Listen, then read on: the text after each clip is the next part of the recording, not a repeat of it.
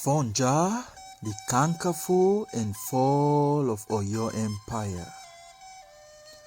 Once upon a time, a long time ago, 1700, around 1750 and onwards, a powerful Oyo warrior was growing in stature. A man called Afonja. His father was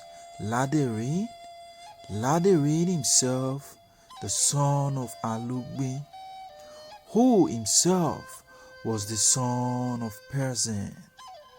Alafin Magjogbe ruled Oyo from 1754 to 1770 and was succeeded by Alafin Abiodun same year. Abiodun was the throne about 17 years until 1789 when he was murdered by his son Aole. Aole became Alafin and ruled from 1789 to 1796. It was during these years that Afonja was Kankafo and was domiciled in Ilorin, a small town that nestled on the banks of a tributary of the river Niger, the river Awun. Afonja was the sixth Kankafo, coming after Oku of Jabata, and was succeeded by Toyeje of Ogbomosho. His tenure as Kankafo signposted the laws of the Ilorin area to Sokoto Caliphate. After a dispute between him and Alafin Aole degenerated into insurgency, this development has remained of great impact on the history of the Yoruba peoples north of Oyo till date.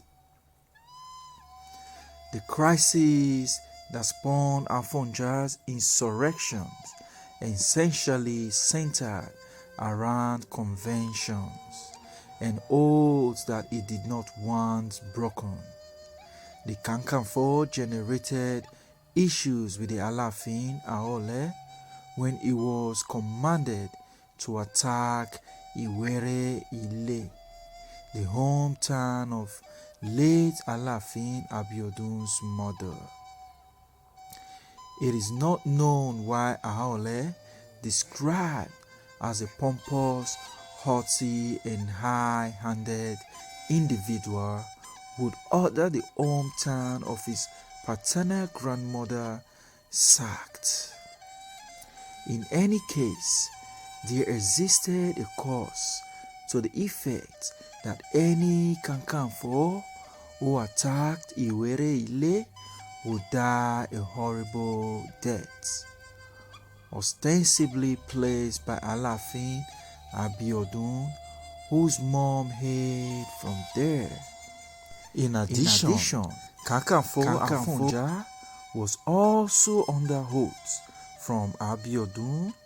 As a result of these and other considerations, Afonja declined to carry out the orders of his commander-in-chief. But Alafin Aole, also called Arogangan, the high-handed one, had another assignment for Afonja. In 1795, he ordered the Kankafo to attack Akbomu, a market town that is part of Ile Ife.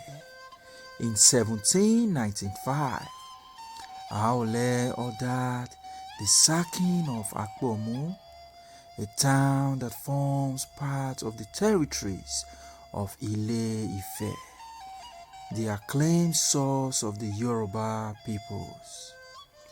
This order Afonja complied with, but on his return, he himself had a brain wave. He perhaps was executing another plan agenda. He marched in Oyo, stormed the palace, and demanded that our Lord should abdicate. All these, it was saying that the metropolitan forces under the command of Bashorun were complicit. Afonja encountered no obstacles in dealing with Aole. The Alafin committed ritual suicide after that. Afonja returned to Ilorin, his headquarters, leaving Oyo rudderless. Aole was succeeded by Adebo, who ruled barely a year from 1796 to 1797, and was succeeded by Makua, who ruled a few months and also died in 1797. From 1797 to 1808, the Oyo throne was vacant. Alafin Majotu was crowned in 1802 and he then reigned in 1830. Ultimately, Afonja's undoing came about when he decided to implement a human resources overhaul of his troops and commanders. By this time, he had made friends with Sali Jinta, also known as Shehu Alimi, a Fulani cleric who had settled in Ilorin and who had brought with him many slaves and other clerics. Afonja had developed the notion that Hausa slaves and Fulani mercenaries would make better soldiers and commanders than his own people who previously formed the bulk of his forces. He then ordered his adjutant, an officer called Ologolo, to disband his troops and induct Hausa slaves and slaves of other nationalities into his fighting forces. When Shehu Alumi died, his son Abidi Salam, whom Afonja did not know, was an ambitious man, saw his opportunity and struck, using the advantages of language which Afonja and his core Yoruba commanders did not have. His forces were infiltrated and a revolt instigated against him.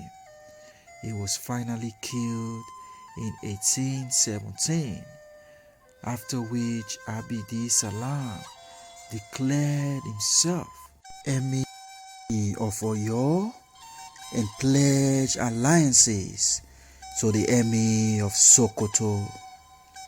Thanks guys for watching till the end. If you're new here, please consider subscribing and be part of this awesome family.